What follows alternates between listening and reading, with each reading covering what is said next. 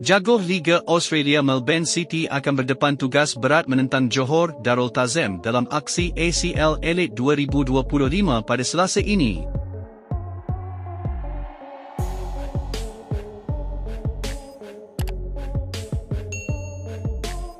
Skuad Harimau Selatan bakal turun dengan prestasi terbaik apabila kini menghuni tangga kedua kumpulan dengan 7 mata selain masih belum terkalahkan di Liga Super.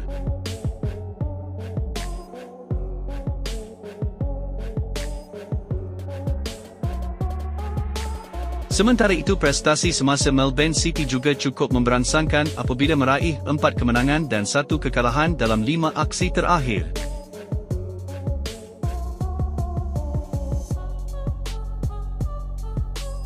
Sementara itu, JDT berkemungkinan besar tidak akan diperkuat oleh pemain sayap lincah Arif Aiman selepas mengalami kecederaan. Arif Aiman kini menjadi tanda tanya dalam kalangan peminat selepas terpaksa dibawa keluar di awal permainan ketika aksi Nepal dan Malaysia pada Rabu lalu.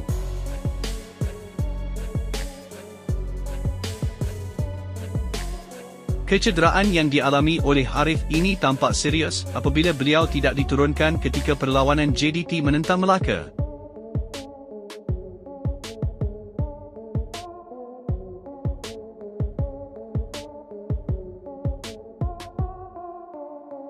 Walau bagaimanapun, JDT masih mempunyai ramai pemain bintang yang akan memantapkan lagi perjuangan JDT di Australia meskipun terpaksa kehilangan hikmat Arif Aiman.